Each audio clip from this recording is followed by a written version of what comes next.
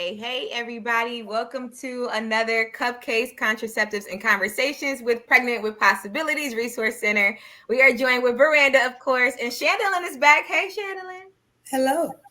All right, y'all. So before we jump into the conversation, couple of things to just make note of. If you're watching, we want to make sure that you share this information. This is raw, uncut dialogue that maybe you're not used to having, but we have it here, okay? And you are welcome to join in. You can leave comments, you can leave questions, and hopefully those questions create a whole nother conversation that we can have with each other. So there is no rules or no, just there's no boundaries here. Okay. You can let it all out. And we are going to be honest and open and as informative as we possibly can. So just please make sure that you have no hesitation with those questions. This is a no judgment zone. So you can leave them in the comments. And then again, share this link with your friends and family because it can help somebody. And maybe your friend was asking questions. You like, girl, you wasn't on that conversation. Well, let me send you this information. So just please feel free to share and leave those comments. So if you've been in several conversations with us before, you have heard us talk about stuff like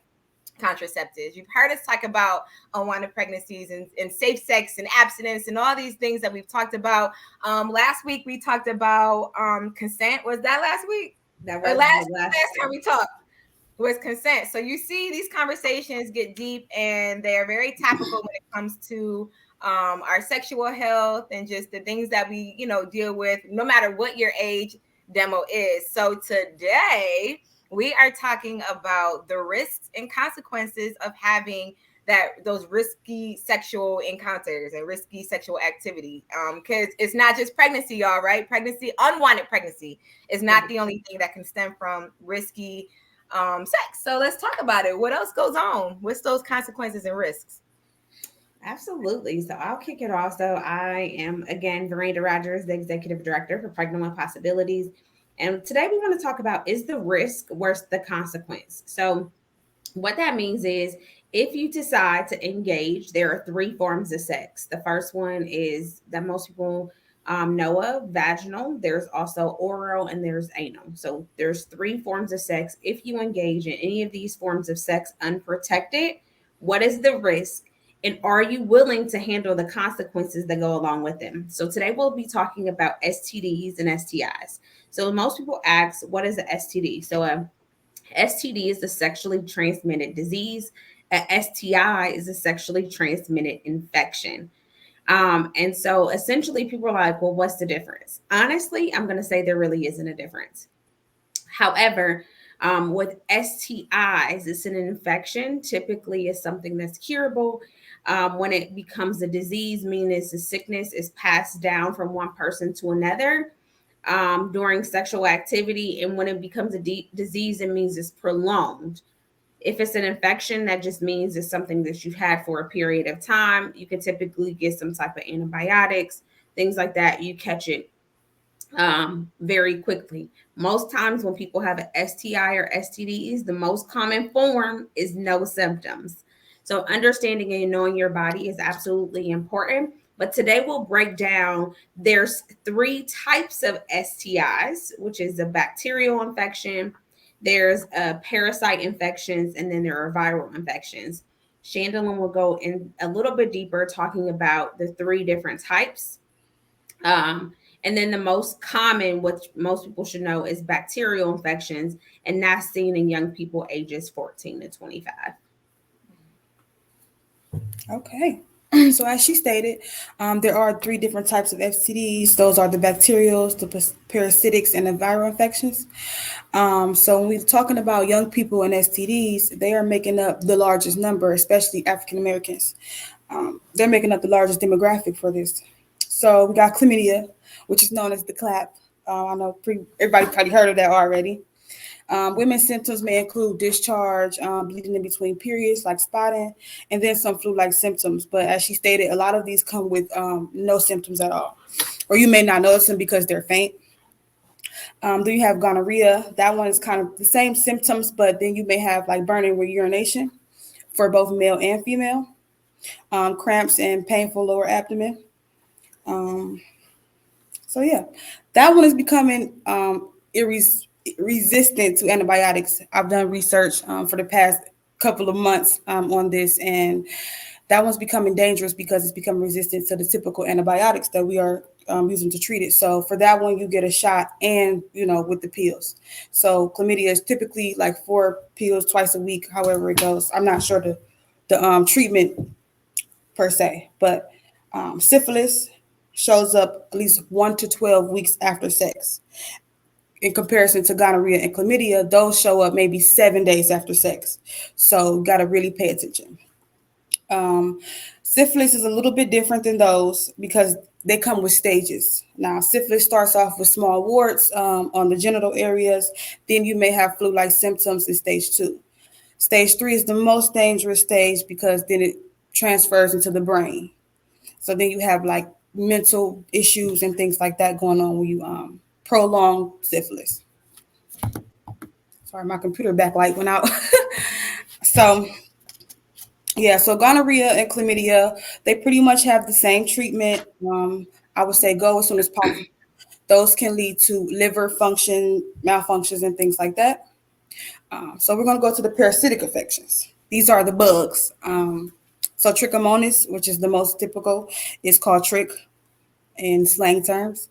So those show up about 5 to 28 days after sex, unprotected sex, or condom breakage. So I don't want to just say unprotected sex because you have other ways to contract these, like condom breakage, things like that. So trick is like a yellowish greenish discharge in women and men, burning with urination, but the symptoms can come and go.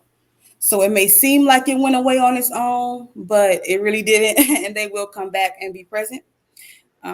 So all of these are most highest in persons like 15 to 25 or 14 to 24, still about the same age range and demographic in African American. Viral infections are the ones that aren't like easy to get rid of. Those are kind of sometimes lifelong, but throughout the years, we've made progress with these. So HPV, that's like the genital warts, herpes, the herpes virus.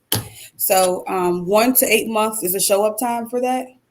So you have to really pay attention. Those can come in like pain sores on your mouth and all the genitals, wherever the place you have sex at. So any anal, vaginal, or oral sex, that's where you will likely see like the sores and things like that. There is no cure for HSV. I'm sorry, I meant to say HSV. I said HPV, HSV. There's no cure for HSV. However, if you go within the first outbreak, you have a higher chance of not having an outbreak later on. So it will go away and heal itself, but the virus isn't going to go anywhere. So and it gets So more. essentially, you're saying it gets not curable. No, Okay. it's treatable. Let me be clear. It's very treatable with an antiviral medication, but it's not curable. HPV, that's human papillomavirus. We don't hear too much about that one, I feel like, because we have vaccines now for HPV and you get it around like 11 or 12. And so people of of our generation, which is like generation XZ, whatever that is, the 14 to 25, we don't really see it too much, but definitely still possible. Highest in age is 15 to 29 still, but both painless sores on the mouth and genitals. So in comparison to herpes, where you have the painful bumps and sores on your genitals, HPV, the bumps are painless. Then you have hepatitis B. Those have flu-like symptoms 8 weeks to 5 months after exposure. Chronic hepatitis, however, well, let me say, hepatitis B will go away on its own. I should have started with that. It will go away on its own. It can go away on its own, but it can go back. Once it comes back, then it's like a chronic problem. So now There's it's a disease and not an infection. yeah. Then it upgrades to a disease. But so 90% of the people do successfully recover from Hep B, but there's still a small chance. And if you carry this virus past the like go away age or dormant age for it, then you can still become contagious. So that one is still contagious until it like leaves your system. That's highest in adults ages 30 to 59, because as I said before, we have vaccines for Hep B and HPV now for younger people, and we get those at like 11 or 12. Last but not least, HIV. HIV, the symptoms may appear 2 to 4 weeks after exposure, but I've heard a lot of cases where HIV may not show up years after unprotected sex. There is no cure, there is no vaccine. However, there's been progress made over the years with taking antiviral medications, and you have a strong likelihood of having living a normal life with HIV. Right. So you can take PEP or PrEP, which are different types of medication, which makes it undetectable if you carry HIV. And so most people always ask, what's the difference between HIV and what's the difference between AIDS? I don't know, Shandolin, if you want to go into that and give us a little bit of information. They're typically the same, Yeah, but for sure. HIV, when not treated, will progress to the AIDS virus, and that's when you see like the horrible flu-like symptoms that can cause a lot of different bodily functions to miss go wrong. So definitely get that taken care of. If any suspicion, get checked once a year, always for everybody. so HIV and AIDS essentially attack our immune system. So it feels like we're sick. So it feels like it can almost feel like you have a common cold sickness. And so that's why it's important that you're always getting tested for HIV, STDs. I would say every time you do an annual checkup, your doctor, physician will ask you if you want to get tested. I encourage everyone to get tested because sometimes these things can lay dormant and you not know. Another thing that I want to mention is that youth make up 50% of all new STI and STD cases Mhm. in the United States. So we see about 26 million new STI cases. Um, that means half of those are by youth in this particular demographics of 15 to 24. That's so crazy. Like when you look at that number, I mean, it's no secret that our young people are not or are engaging in sexual activity, but it's just alarming at the rate that they're catching these STIs and these STDs. And I don't know, like, do you think it's because of the lack of these kind of conversations? Do you think the parents aren't really involved? Like, where do you think that's coming from? Is it just ignorance or like, Well, so I'll give you a two-part. So we actually did a study last year. We serviced 68 youth in Cuyahoga County amongst three schools. Of those youth that we serviced, 60% of them never received sexual health education. mm, So, what I am going to say is that on April 3rd, there was a new House bill passed in the state of Ohio that requires all schools to offer sexual health education. So, we definitely want to put the plug out for all school administrators, students. If you want our programs and services to come to your school, we would definitely love to have a conversation. Our program is real, raw, and uncut. We offer experiential learning portion where we have real care babies where the students can take them home for 24 to 48 hours. We also have the educational, we have games, so we make it fun and engaging. But we also have a real conversation. So you asked the question, one, we're saying that schools aren't offering sexual health education. Two, sometimes parents, guardians, whoever the case may be, students don't necessarily have a trusted advisor or an adult in their life where they feel comfortable and confident in having this conversation. Maybe parents aren't even, or guardians aren't having this conversation with their youth because it's like we want to have blinders on, but the reality is youth are going to be curious. And so if we're not having a conversation with them and providing them with real accurate, medically accurate information, then they're being informed by the music that they listen to, what they see on TV, as well as their misinformed friends. So there's a lot of myths when it comes to risk and consequences, when it comes to sexual behavior.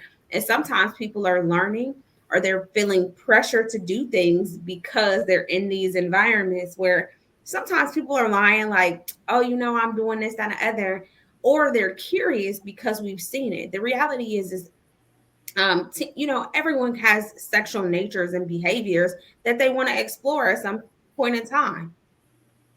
So all of these things make up just a negative connotation when it comes to sexual health, and they're not making informed decisions for the best sake of their body. yeah. Mhm. which makes sense. I personally wanted to share something that I just think is, I don't know, just helpful. I mean, I come from a background where my parents, especially my father, okay, I was one of them kids. Like, if he called me on the phone with a boy, I was like, "Ooh, child, let me get up out of this situation." Like, he did not play, but it was like without having to say it, he kind of did like the scared straight thing. Like he had no issue telling me, my sister at the time was too young. So me and my brother, like, hey, like you could get this, you could get this, like don't be stupid, bro. You could get pregnant. Like, and he would just drill it in. And then, I come from an era where we did have sexual health in school. So I don't know. I was just one of them people like, what you say that to do to my body? Nah, I'm cool. Like I was scared. When I tell you I was scared, and I was also a late bloomer when it came to like sex. So I was like, no, this gotta be right. But that was my personal like mentality and mindset behind it. But something that I took away from something my father instilled in me is something that I don't think kids today um really like embody within their mindset. And that is like, today we live in a world where it's like, oh, it's not cool to do that, or it's not cool to do this, or the whole cool thing. Like, that's whack to me. Okay. It is cool to be conscious about your sexual health and your body, and to know if this is the right person you want to take this big step with. It is cool to ask your partner if you guys can go get tested together. And that was something that I instilled in every relationship, because I'm like, listen, if you're not going to respect my body, at least I'm going to respect it. So if me and you can have a conversation, I don't care how young we are, and I can say to you confidently, hey, we could do this, but I want to go get tested, even if I know I'm using protection. But it's because the obvious is condoms can break. I've heard horror stories, and I'm just keeping horror stories of women who've engaged in sexual activity with their boyfriend or whomever, and the boyfriend told them they put a condom on, but they didn't put no condom on. So it's like there's so many factors that you're up against. So why not take the next initiative and be like, you know what? All right, like just in case you think I'm playing, let's do this, or let's have this conversation. That is cool. It's not uncool to do that. So if your boyfriend or your girlfriend is making you feel like, yo, she asked me, you know what she said to me the other day? Like he on the phone with his boy, like, she said I gotta go get tested before I can. Like, who is she? A woman who respects herself and cares about her health and the longevity. Like some of these diseases and infections don't just impact, a right now moment where, like you said, you might feel sick or where you might have worse, but some of these infections can affect fertility. um so, and that, I mean, and this is just getting into it even deeper, but like I said, I was big on sexual health because I'm like, listen, like this is something I'm gonna do, so I want to be smart about it. So, again, back to the whole cool thing, that was something that I just kind of wrote off immediately because I started to sense it when I was younger, and I see it really big now. Like I just feel like our generation is just like, he gonna think that I'm not experienced, or he gonna think that I'm not, or she gonna think, man, who cares what they think? What do you think about having to deal with one of these consequences, or you scared to have a conversation with your parent or guardian about, just having sex and being curious about sex. Now you got to talk to them about, you think you caught something, what I'm saying? Which again is cool because it's a conversation you should be able to have. But again, there's so many levels to this. So start off with the most respectful level for yourself. And that is, don't be afraid to have these conversations. You know what I mean? And Like, don't be afraid to have these conversations. I think you brought in some really valid points, right? What I'm seeing more often is students feel comfortable with having conversations, and so we get the sidebar like, "Oh, I had an STD," and so it's nothing to necessarily um, beat yourself up about. But what I am going to say is when you know better, you do better. Yeah. And so right now, what I'm seeing is a huge population of um, youth engaging in sexual activity, and they call it situationships. So it's not a Yeah. real relationship, right? So the real question is it just you, or is it you and somebody else? Who else are you engaging in? And so at the moment, right, you get an STD. And so I always say, so there's top two STDs amongst you. Do you happen to know what they are? I'm just going to ask you because sometimes you don't even know. I'm sorry. Gonorrhea, chlamydia.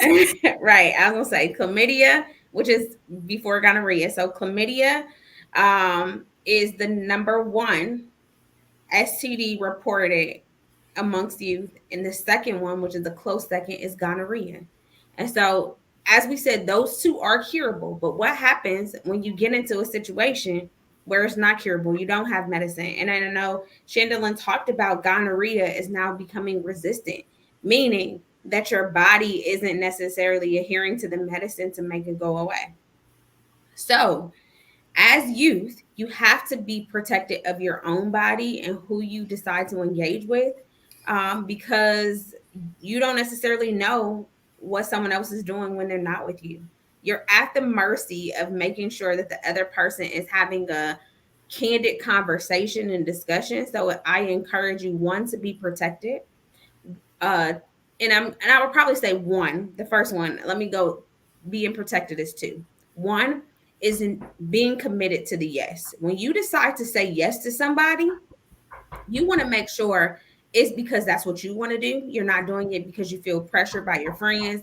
You're not doing it because um other people, you feel like other people are doing it, or you're under the influence of something, or you just feel like you got to keep up, or this is what's actually going to keep someone else, like another person. Because sometimes you're doing it because it's like, oh, if I don't do it, then they're going to leave me and be with somebody else. Well, if you got to have that mentality and it's not something that you're ready and committed to do, then I say, no, that's not the person for you. And then the second thing is understanding like sexual history, having that conversation. Who have you engaged with? This is who I'm engaged with. Who are you currently engaging with? Are you telling me the truth? Are you lying to me? Because sometimes people can manipulate a situation to get what they want out of it. And you got to be very clear. Are you being manipulated? Or are you doing this because it's actually what you want to do? So, Yeah, and that's another good thing too. Like, because that conversation of, well, who have you had sex with is like a no-no. It's like, how dare you ask me how many partners I've had? Yes. What's my body count? You know what I Yeah, mean? I was about to say But body count. yes, but at the end of the day, like it's okay. I think sometimes the census is like a lot of people be on trash, okay? Male, female, a lot of people be on trash, but there are people who are genuinely honest and upfront about their business or sexual health. If you are in a situation where you feel like that person is being dishonest and they're being a little shy to answer because maybe they think that you're going to judge them or they just are ashamed of their number, then just use your judgment. You know what I mean? Like, there's nothing wrong with just, again, taking that extra step to just use your judgment and be like, is this, if like you said, if you really have to sit back and politicking, like, oh no, it probably shouldn't do it with that person. Mm-hmm. And there's nothing wrong with that. You know what I mean? But you're literally protecting yourself and that person from these kind of consequences. So I just feel like if you have that reserve, there's probably reserved for a reason. Like, so just pay attention to that and move as necessary from there. So we have all these STIs and STDs. We talked about like how many of them are curable versus how many aren't. If a person does have more questions about one specific or all of them, would you? I know Google probably ain't everybody's best friend because you can the information can be a little misleading.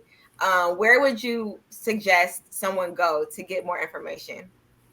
I would definitely suggest that they go to any trusted adult. But if you do not feel comfortable going any clinic, a walk-in clinic, anybody, any minors can go to the doctor about anything below the belt without a parent. So if you don't feel comfortable, you can take that route.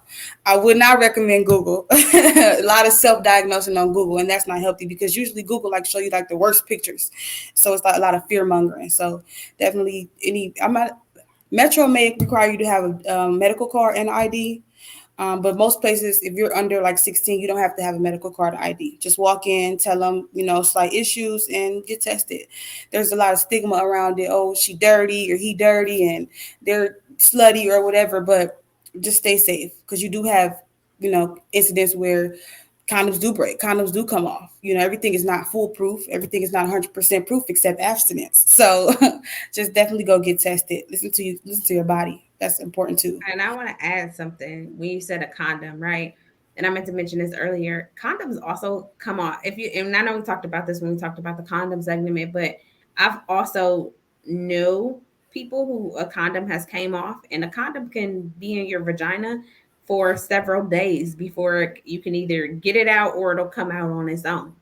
So in the event that it comes off, because that's why you need to have your proper size, right? When it comes to condom usage, um, those come off. Also, going to a health clinic, most schools offer, I know Metro Health has a mobile health bus clinic.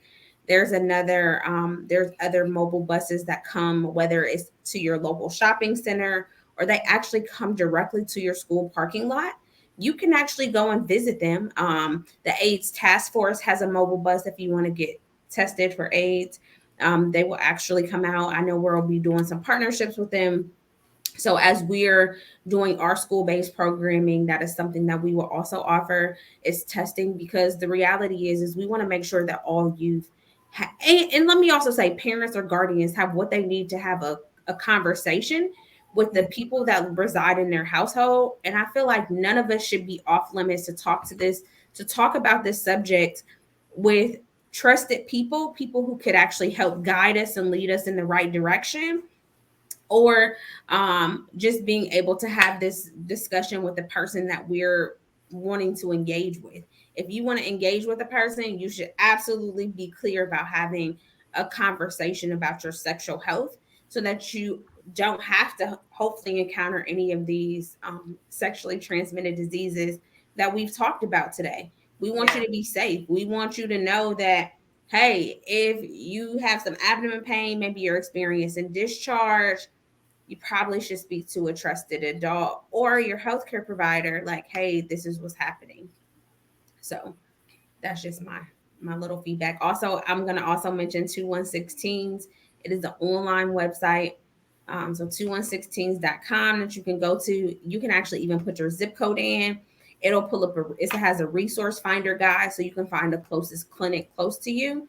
You can go to a Planned Parenthood, anything, as Chandela mentioned, below the belt. You can actually go and seek advice without having parental consent. Cool. Okay, one more thing before we wrap up. We spoke a lot about the consequences and the risk, and we did have a conversation on this, but just for those viewing, they probably be like, okay, I heard about chlamydia, I heard about trick, I heard about all of these things. The contraceptives that are going to protect you and keep you from these risks and consequences. There's only two. The first one is abstinence, which is to refrain or not engage in any sexual activity. And the second one is condoms. So those are only two that will protect you from sexual health, STDs, STIs, and premature pregnancies. There are other contraceptive methods that will protect against premature pregnancies, but they do not protect you against sexually transmitted diseases. So there's only two: abstinence, refraining, and then condoms, whether it's a male condom or a female condom. And what I'm going to say is latex. I know some people are allergic to latex, but latex has more effective rate over lambskin. So that's also something that you need to be aware of. All right. Yeah, I just want to make sure we got that out there too. Like, okay, just in case you was wondering, it is only the two, and I'm glad that you reiterated. It's just the two when it comes to protecting from the these particular risks and consequences. Any last things before we leave? And then again, too, I just want to remind you guys, if there was a question, please feel free to leave it. We can always address it in another conversation, or again, it can be the startup of a whole nother topic. So don't feel afraid or ashamed to ask the question. And then again, just make sure you're sharing this, because sometimes, it's very obvious these conversations maybe aren't or are being had, but maybe not a lot.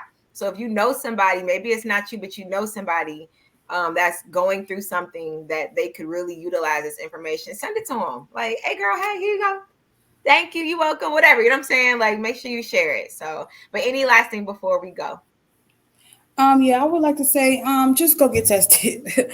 I know it's kind of scary, but it's a lot of stigma around it. A lot of these treatments are just a couple of pills or some injections, because there a lot of them, most of them are curable, except for the viral ones. So just go get tested, and having that conversation with your partners and past partners is so important. But yeah. So Absolutely. I'm going to wrap it up by saying what is curable versus what's not curable. So she said, obviously, the viral infections are not curable. So that's your human papillomavirus, genital herpes, hepatitis B, HIV. Those are not curable. If you get trichinosis, if you get chlamydia, gonorrhea, syphilis, those ones can all be cured.